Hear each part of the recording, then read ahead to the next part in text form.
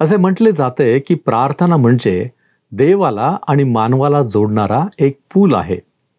काय देवाचे लक्ष आमच्याकडे वेधणाऱ्या आमच्या प्रार्थना असतात? उपासना उपासना उपासना उपासना प्रभुजी करो उपासना प्रभुजी करो उपासना उपासना उपासना उपासना उपासना. प्रिय बंधू आणि भगिनींनो, आपला तारणारा प्रभू येशू ख्रिस्त याच्या सामर्थ्यवान नावात आपणा सर्वांचे उपासना कार्यक्रमात हार्दिक स्वागत. प्रियांनो, झोप न येणे हा त्रास आपल्यापैकी बहुतेकांना माहीत असेल. कदाचित तुम्ही अनुभव देखील घेतला असेल. परंतु आज आपण दाविदाचा अनुभव पाहणार आहोत. त्याने असे काय केले की ज्यामुळे तो म्हणू शकला की मी स्वस्थपणे पडून लगेच झोपी जातो. होय प्रियांनो, दाविदामध्ये काहीतरी खास होते जे नक्कीच आम्ही अभ्यासले पाहिजे. आम्ही त्याप्रमाणे करण्याचा प्रयत्न केला पाहिजे.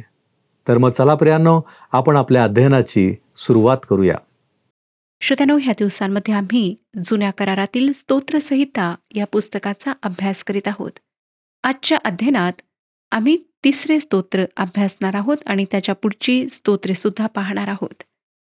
2 वचने मी मागच्या कार्यक्रमामध्ये आपणाकरिता वाचलेली आहेत. इस्रायल देशातल्या देवभिरू माणसाची सकाळची प्रार्थना व त्याला ज्या परीक्षांमधून जावे लागते त्या परीक्षा ह्यांची नोंद ह्यामध्ये झालेली आहे. 2रे स्तोत्र व 8वे स्तोत्र येशू ख्रिस्ताविषयी आहेत व या दोन्ही स्तोत्रांच्या मधली 3 ते 7 ही स्तोत्रे एखाद्या सांध्याप्रमाणे किंवा पुलाप्रमाणे आहेत. 2ऱ्या स्तोत्राला 8व्या स्तोत्राशी जोडणारे आहेत.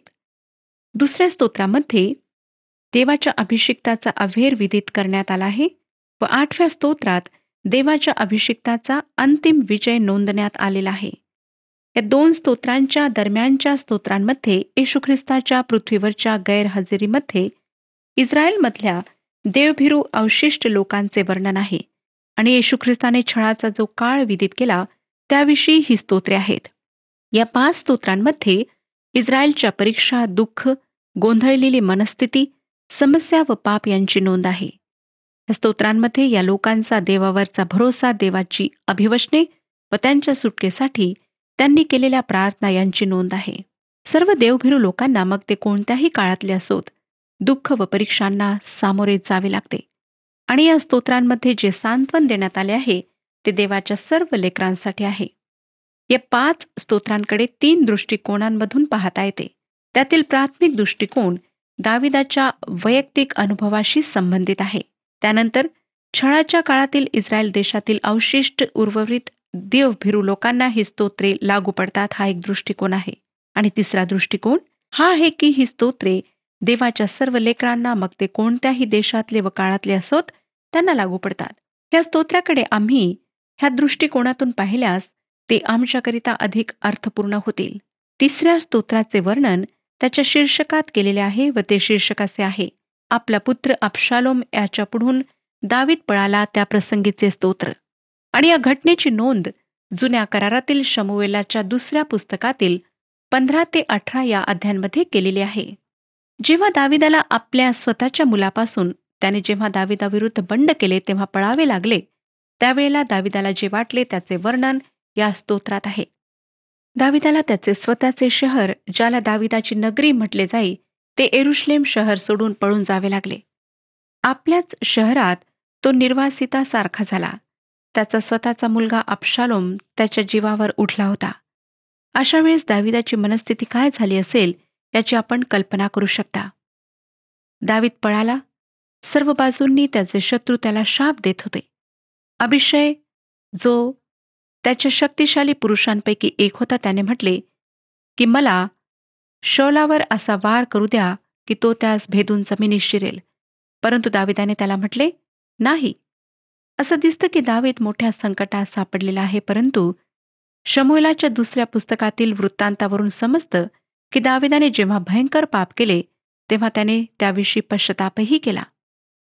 परमेश्वराने त्याच्या पापांची क्षमा केली, पण दाविदाला त्याच्या पापांची फळे भोगावे लागतील असेही त्याने त्याला आपल्या संदेष्टाद्वारे सांगितले.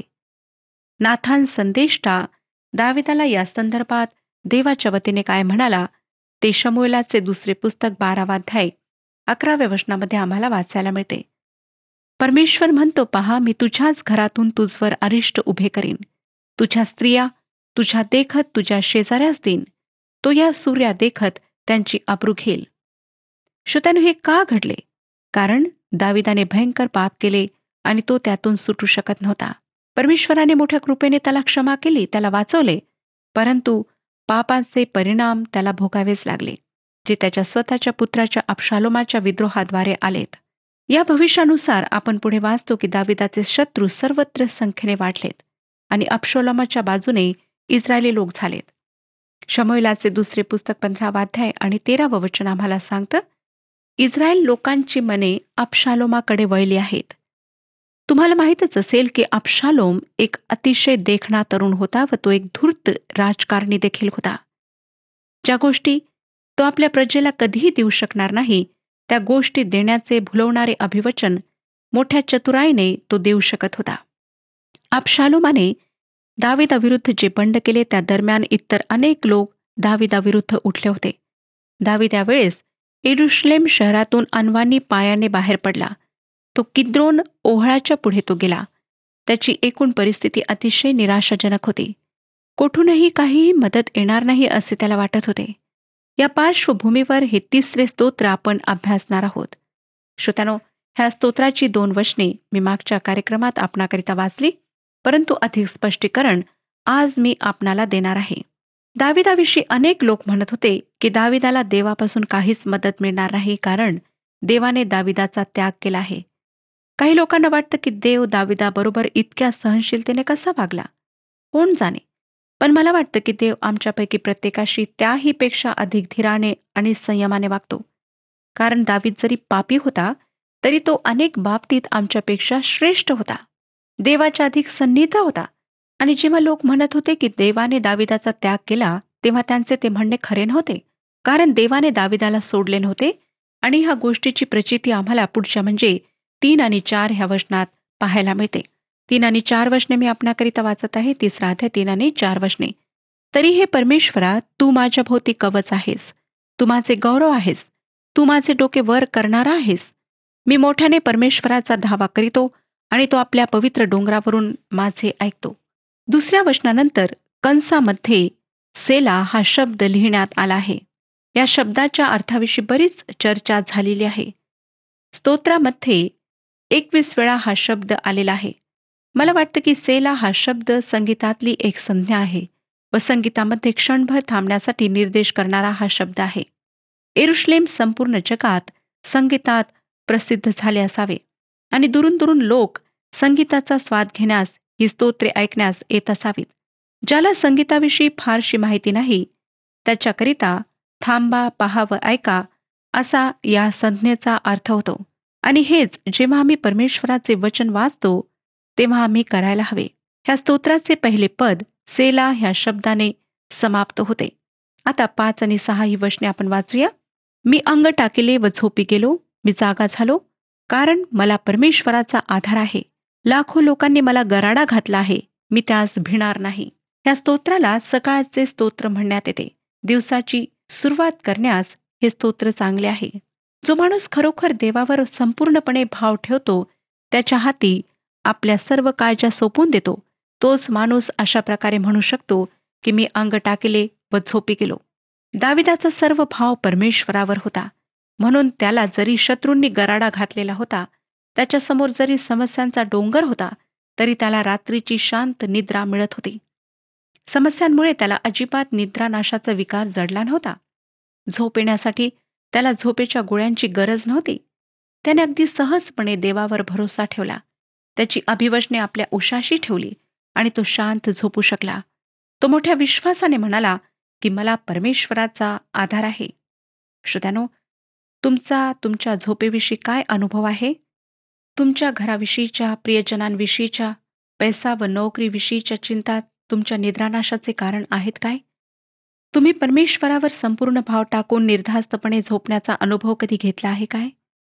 लहान मूल आपल्या वडिलांच्या खांद्यावर मान टाकून जसे निर्धास्तपणे झोपू शकते, तसा तुम्हाला तुमच्या स्वर्गीय पित्याविषयी अनुभव आला आहे काय? दाविदाचा परमेश्वरावरचा भरोसा फार मोठा होता. म्हणूनच एवढ्या संकटाव्यतिरिक्त तो बिनधोकपणे रात्रीची शांत निद्रा घेऊ शकत होता. पुढे तो म्हणतो की जरी लाखो लोकांनी मला गराडा घातला आहे, तरी मी त्यास भ्यावायचा नाही. दावीद लोकांचे नव्हे, तर परमेश्वराचे भय बाळगून चालणारा होता. म्हणूनच परमेश्वर त्याच्या भोवती त्याला कवचाप्रमाणे होता. असे म्हणतात श्रोतानो की क्रॉमवेल नावाची एक व्यक्ती अतिशय निडर व्यक्ती होती. एकदा कोणीतरी त्यांना विचारले, तुमच्या या निडरपणाचे कारण काय? यावर त्यांनी उत्तर दिले, मी देवाचे भय बाळगतो म्हणून मला कोणाही माणसाचे भय बाळगण्याचे कारण नाही. अनेक देवाच्या सेवकांनी अशा प्रकारे भूमिका घेतलेली आहे. देवाचे अनेक सेवक परमेश्वराच्या सामर्थ्यावर भरोसा ठेवून एकटे समस्यांचा सामना करीत असतात. आज आम्ही स्वतःला एक प्रश्न विचारायला हवा की आम्ही कोणाचे भय अधिक बाळगतो, देवाचे की माणसाचे की सैतानाचे? कोण मोठा आहे? प्रभू येशू ख्रिस्ताने आपल्या शिष्यांना लूककृ शुभवर्तमान 12 अध्याय 4 आणि 5 वचनात सांगितले, तुम्हा माझ्या मित्रास मी सांगतो, जे शरीराचा वध करतात पण त्यानंतर ज्यांच्याने आणखी काही करवत नाही, त्यांची भीती बाळगू नका. तुम्ही कोणाची भीती बाळगावी हे मी तुम्हा सुचवितो. जीव घेतल्यावर नरकात टाकाव्यास ज्याला सामर्थ्य आहे त्याची भीती बाळगा. हो, मी तुम्हा सांगतो, त्याचीच भीती बाळगा. दाविदाला योग्य त्या व्यक्तीचे म्हणजे सर्वशक्तिमान देवाचे भय होते आणि म्हणूनच त्याला माणसाचे भय वाटत नव्हते.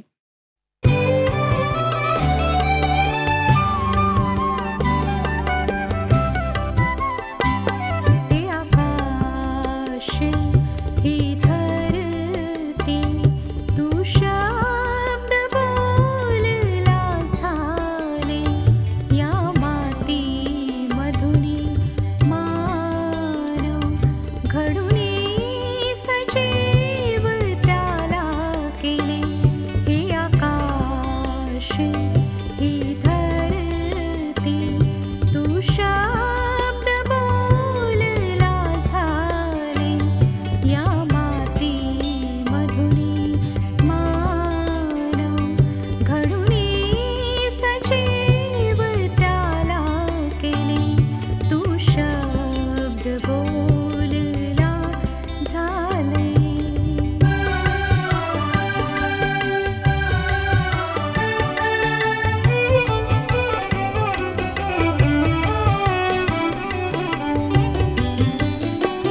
तू सागर जलधी धरितो, आपल्या सहज अंजलीत अन उधळून तारे देतो.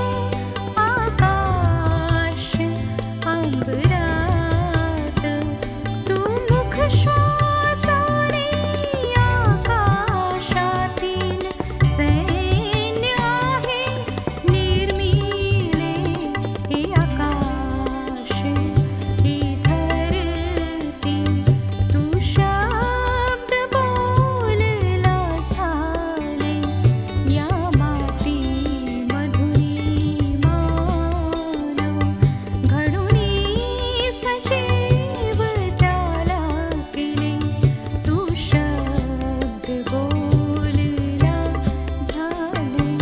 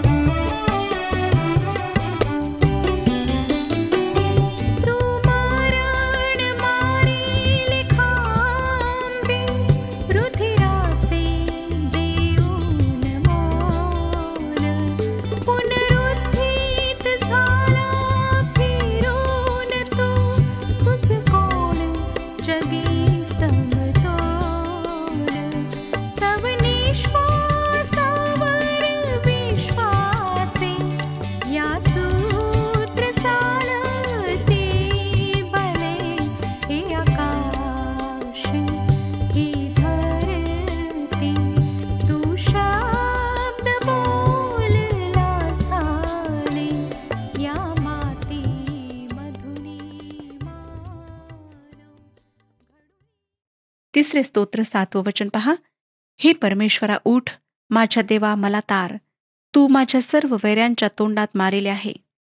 दावीद म्हणत आहे की परमेश्वराने त्याच्या शत्रूंच्या तोंडात मारून त्यांचे दात पाडले आहेत. जर परमेश्वर त्याच्या बाजूने आहे तर कोणीही त्याला काही करू शकत नाही. पुढे शेवटच्या म्हणजे 8व्या वचनात तो म्हणतो, तारण परमेश्वराच्या हातून होते, तुझ्या लोकांना तुझा आशीर्वाद लाभो. होय श्रोतानो, दाविदाने एक महान व सुंदर सत्य या ठिकाणी सांगितले आहे की तारण परमेश्वराच्या हातून होते. आम्ही मानवांनी किती सत्कृत्य केलीत, किती व्रत वैकल्य केलीत, पवित्र स्थळी यात्रा केल्या तरी आम्हाला स्वतःचे तारण साधता येणार नाही. कारण तारण हे मानवासाठी देवाच्या कृपेने येशू ख्रिस्ताद्वारे देण्यात आलेले सर्वात सुंदर दान आहे. पवित्र शास्त्र आम्हाला सांगते की येशू ख्रिस्ताशिवाय असे कोणतेही नाव या पृथ्वीवर देण्यात आलेले नाही ज्याच्याद्वारे तारण प्राप्त होईल. जर त्याच्या नावाव्यतिरिक्त तुम्ही स्वतःच्या सामर्थ्याने, बुद्धीने किंवा प्रयत्नांनी इतरत्र तारण शोधत असाल तर मला आपणाला स्पष्टपणे सांगू द्या की ख्रिस्ताशिवाय तुमचे सर्व प्रयत्न व्यर्थ आहेत. त्याचे वचन पवित्र शास्त्र आम्हाला सांगते की येशू हाच मार्ग, सत्य व जीवन आहे. जर त्याच्या व्यतिरिक्त तुमचे दुसऱ्या कुठल्याही गोष्टीवर लक्ष असेल किंवा जर दुसरे सत्य तुम्ही शोधत असाल तर तुमचे प्रयत्न तुम्हाला यशाप्रत पोहोचवू शकणार नाहीत. या स्तोत्रामध्ये दाविदाने काही सुंदर कल्पना मांडल्या आहेत, पण त्यात नुसत्या कल्पना नाहीत तर त्या दाविदाच्या स्वतःच्या जीवनातल्या, विश्वासणाऱ्या जीवनातल्या, माझ्या स्वतःच्या जीवनातल्या सत्य गोष्टी आहेत. तो देवाला आपले कवच म्हणतो. श्रोत्यानं, जेव्हा आम्ही आमच्या प्रेमळ पित्याला आमचा आश्रय बनवतो तेव्हा तो आमच्या भोवती आपल्या अभेद्य कृपेचे वेष्टन ठेवतो व कोणतीही शक्ती ते कवच फोडून आम्हाला इजा करू शकत नाही. आपल्या पुत्रापासून येरुशलेम हे स्वतःचे शहर सोडून पळून जाताना दाविदाचे जे विचार होते, ज्या भावना होत्या, त्या आपण या तिसऱ्या स्तोत्रात पाहिल्या. हे स्तोत्र सकाळच्या प्रार्थनेप्रमाणे आहे. आता आपण 4थ्या स्तोत्राकडे वळत आहोत. हे स्तोत्र एक संध्याकाळची प्रार्थना आहे आणि ते मनुष्याच्या पुत्राची व त्याच्या नामात प्रार्थना करणाऱ्यांची विनंती आहे. स्तोत्राच्या पहिल्या 3 वचनांमध्ये दाविदाचा धावा नोंदलेला आहे. त्यानंतर 4 व 5 या वचनांमध्ये सुधारणा व 6 ते 8 या वचनांमध्ये भरोसा व्यक्त झालेला आहे. या स्तोत्राच्या सुरुवातीला एक सूचना देण्यात आली आहे. या स्तोत्राची सुरुवात धाव्याने होते. देवाच्या लोकांसाठी प्रार्थना हे एक संकटसमयी लपण्याचे आश्रयस्थान असते आणि या आधीच्या स्तोत्रात आपण पाहिले की परमेश्वर त्यांचे कवच असतो. आपण आता पहिले वचन वाचूया. हे माझ्या न्यायदात्या देवा, मी तुझा धावा करीतो तेव्हा माझे ऐक. मला तू पेचातून मोकळे केले आहे. माझ्यावर कृपा कर, माझी प्रार्थना ऐक. समस्या व दुःख आणि संकटे कोणाच्या जीवनात नाहीत. असा माणूस शोधून सापडणार नाही. पण मला वाटतं की ज्याला संकटातला खरा आश्रय म्हणजे आमचा जिवंत व खरा प्रभू परमेश्वर येशू ख्रिस्ताचा पिता सापडलेला आहे, तो कोणत्याही संकटातून सहज निभावू शकतो. पवित्र शास्त्र आम्हाला अनेक वचनातून परमेश्वराच्या साह्याची खात्री देते. स्तोत्र 145 आणि 18 वचन सांगते, जे कोणी त्याचा धावा करतात, जे खऱ्या भावाने त्याचा धावा करीतात, त्या सर्वांस परमेश्वर समीप आहे. 50 स्तोत्र 15 वचनात आम्ही वाचतो, संकट समयी माझा धावा कर, मी तुला मुक्त करीन आणि तू माझे गौरव करशील. यशायाचे पुस्तक 65 अध्याय आणि 24 वचन ह्यामध्ये प्रभू परमेश्वर आम्हाला सांगतो, त्यांनी हाक मारण्यापूर्वी मी उत्तर देईन. ते बोलत आहेत, तोच मी त्यांचे ऐकेन. परमेश्वराच्या या अतिप्रेम दयेचा अनुभव आलेला स्तोत्रकर्ता मोठ्या विश्वासाने काय म्हणतो ते आपण स्तोत्र संहिता 86 अध्याय आणि 7 वचन वाचूया. मी संकट समयी तुझा धावा करेन, कारण तू मला उत्तर देशील. मला खात्री आहे श्रोत्यानो की दाविदाला परमेश्वराच्या अतुलनीय कृपेचा अनुभव होता, म्हणूनच त्याचा धावा करून तो त्याला म्हणत आहे की या संकट समयी हे देवा तू माझे ऐक. मग तो त्याला छळणाऱ्यांकडे वळून काय म्हणतो ते 4 स्तोत्र 2 वचन आम्हाला सांगतं, अहो मनुष्यांनो, माझ्या गौरवाची अप्रतिष्ठा कोठवर चालणार? तुम्हाला निरर्थक गोष्टी कोठवर आवडणार? तुम्ही लबाडीची कास कोठवर धरणार? वायफळ गोष्टी व लबाडी या गोष्टी परमेश्वराच्या विरुद्ध आहेत, त्याच्या आज्ञेविरुद्ध आहेत. म्हणून दावीद या लोकांना 3 वचनात म्हणतो, तरी हे ध्यानात ठेवा की परमेश्वराने आपणासाठी भक्तिमान मनुष्य निवडून काढिला आहे. मी परमेश्वराचा धावा करीन, तेव्हा तो माझे ऐकेल. श्रोत्यानो, दाविदाला परमेश्वराच्या साह्याची अगदी पक्की खात्री आहे. म्हणून या लोकांना धोक्याची सूचना दिल्याप्रमाणे दावीद काही सुचवित आहे. 4 आणि 5 वचन, त्याची भीती बाळगा, पाप करू नका. अंथरुणात पडल्या पडल्या आपल्या मनाशी विचार करा. स्तब्ध रहा. नीतिमत्वपूर्वक यत्न करा. परमेश्वरावर भाव ठेवा. देवाचे भय हे ज्ञानाचा प्रारंभ आहे आणि ते आम्हाला सर्व पापांपासून आवरून ठेवते. पण आज आम्ही धार्मिकतापूर्वक यज्ञ कसा करू शकतो? 51 स्तोत्र 17 वचन सांगते, देवाचे यज्ञ म्हणजे भग्न आत्मा. हे देवा, भग्न व अनुतप्त हृदय तू तुच्छ मानणार नाहीस. श्रोत्यानो, आम्ही स्वतःच्या उणीवा, स्वतःचे अपराध अगदी मनापासून पश्चाताप करून परमेश्वरासमोर ख्रिस्ताद्वारे नेतो. तोच आमचा धार्मिकतापूर्वक यज्ञ आहे. आणि परमेश्वर अशा वेळेस आमच्या सन्निध असतो. तो आपल्या स्वभावानुसार आम्हाला क्षमा केल्याशिवाय राहत नाही. पुढे दाविदाने आपला भरोसा व विश्वासाची खात्री व्यक्त केली आहे. 6 वचनात तो म्हणतो, आमचे कल्याण कोण करील असे म्हणणारे पुष्कळ आहेत. हे परमेश्वरा, तू आपले मुख तेज आम्हावर पाड. मी जेव्हा माझ्या आजूबाजूला पाहते तेव्हा सुखाचा अविरत शोध करणारे लोक मला दिसतात. ते वेगवेगळ्या नेत्यांकडे जातात, अनेक गोष्टी करून पाहतात, यासाठी की त्यांना चांगले दिवस दिसावेत. पण ते जिवंत व खऱ्या देवाकडे येत नाहीत. म्हणून परमेश्वराचे वचन आम्हाला 37 स्तोत्र 3 आणि 4 वचनांमध्ये फार स्पष्टपणे सांगते, यहोवावर भाव ठेव व सदाचाराने वाग. देशात वस्ती करून राहा. सत्याचे अवलंबन कर, म्हणजे परमेश्वराच्या ठायी तुला आनंद प्राप्त होईल. तो तुझे मनोरथ पूर्ण करेल. कित्येक लोक चांगले दिवस प्राप्त व्हावेत म्हणून सतत प्रयत्नशील राहतात. पण हा आशीर्वादही केवळ देवापासून, जिवंत व खऱ्या देवापासूनच प्राप्त होतो. म्हणून दावीद प्रभू परमेश्वराजवळ विनंती करतो की त्याने दाविदावर आपला मुख प्रकाश पाडावा. पुढे तो 7 आणि 8 वचनात म्हणतो, धान्याची व द्राक्षरसाची समृद्धी झाली म्हणजे लोकांस जो आनंद होतो त्यापेक्षा अधिक आनंद तू माझ्या मनात उत्पन्न केला आहे. मी स्वस्थपणे पडून लागलाच झोपी जातो, कारण हे परमेश्वरा, तूच मला एकांतात निर्भय ठेवितोस. मला वाटतं श्रोत्यानो, कित्येकदा आम्ही भौतिक सुखाची प्राप्ती झाल्याने आनंदित होतो, पण या ठिकाणी दावीद त्याहीपेक्षा वेगळे काहीतरी सांगत आहे.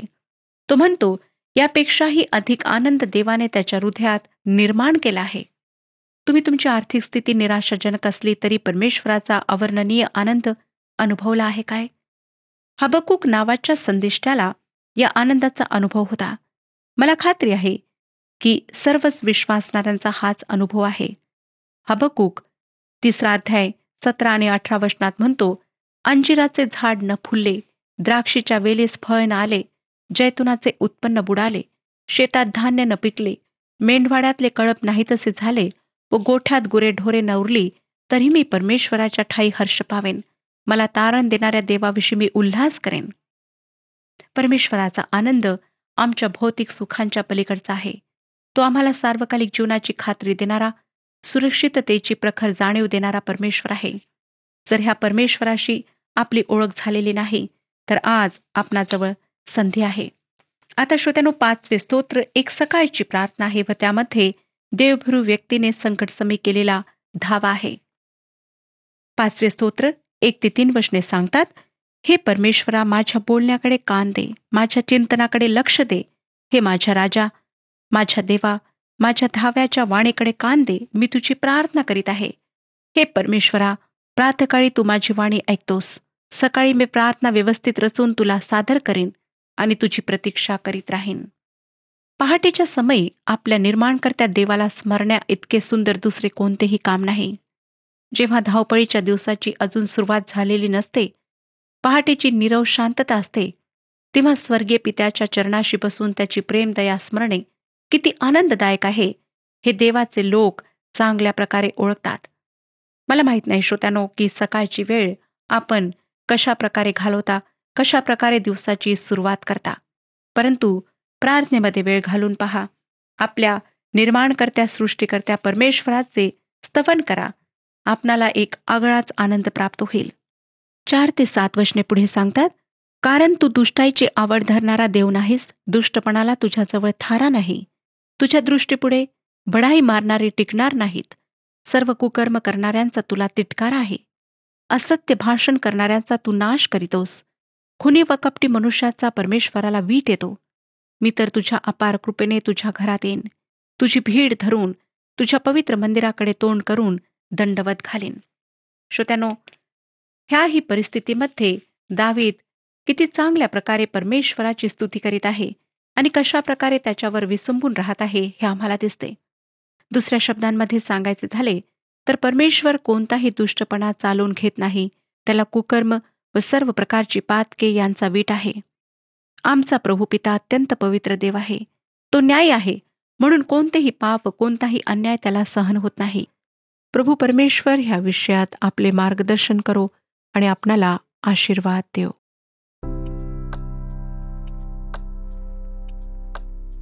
मागील प्रश्नाचे उत्तर आहे सी. स्तोत्र 2च्या पहिल्या 3 वचनांमध्ये मानव जातीचे दृश्य दिसते.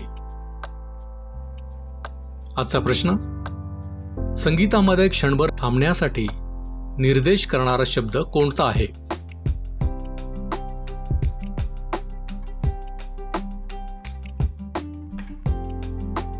प्रियांनो, या प्रश्नाचे उत्तर उद्या सकाळी 6 वाजण्याच्या आधी पर्याय ए, बी, सी किंवा डी लिहून आपले नाव, पत्ता आणि ठिकाण यासोबत मोबाईल नंबर 7021474742 वर SMS किंवा व्हॉट्सअप करा. प्रियानो, आम्ही पाहिले की संकटे आणि दुःखे आल्यावर काय केले पाहिजे. आम्ही देवाचा धावा केला पाहिजे. त्याचे उत्तर मिळवण्यासाठी देवावरचा विश्वास प्रगट केला पाहिजे. त्याच्या दयेवर विश्वास ठेवून आम्ही त्याचे भय बाळगले पाहिजे. आमच्या प्रातःकाळच्या प्रार्थना आणि सायंकाळच्या प्रार्थना आम्ही देवासमोर सादर केल्या पाहिजेत.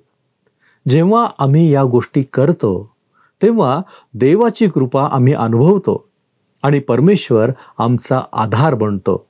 तो आम्हाला शांत झोप देतो. असे करण्याचे आणि देवाचे चांगुलपण प्राप्त करून घेण्यासाठी आपले काही प्रयत्न असतील काय? विचार करा. आपण प्रार्थना करूया. आमच्यावरती प्रीती करणाऱ्या आमच्या महान प्रेमळ परमेश्वरा, आमची खात्री आहे की तुझं लक्ष आमच्याकडं आहे आणि म्हणूनच प्रभू परमेश्वर देव बाप्पा, आम्ही आमच्या दैनंदिन जीवनामध्ये एक नियम लावून घेतो की प्रभू परमेश्वर, आम्ही सदैव आमचं लक्ष तुझ्याकडे लावण्याचा प्रयत्न करू. सकाळची वेळ असेल, सायंकाळची वेळ असेल किंवा कोणतीही वेळ असेल, प्रभूजी, आम्ही तुझ्याकडे आमच्या प्रार्थना सादर करू. होय प्रभूजी, आम्हाला ठाऊक आहे की झोपेत देखील तू आमच्या गरजा पुरविणारा आमचा महान परमेश्वर आहे आणि म्हणूनच प्रभू परमेश्वर ते बाप्पा, आम्ही आमच्या जीवनामध्ये आवश्यक असलेल्या गोष्टींसाठी केवळ तुझ्याकडे यावं म्हणून तू आम्हाला सहाय्य कर. प्रभूजी, आमची खात्री आहे आत्तापर्यंत या गोष्टी तू आम्हाला दिलेल्या आहेस, तसंच येणाऱ्या दिवसांमध्ये देखील या सर्व गोष्टी देऊन तू आम्हाला आशीर्वादित करणार आहेस. आणि म्हणूनच बापा, या सर्व विनंत्या, या मागण्या येशू ख्रिस्त आमचा प्रभू याच्याद्वारे मागतो म्हणून तू ऐक. आमेन. विश्वास ठेवा आणि देवाचे गौरव पहा. प्रभू आपणाबरोबर सदैव असो.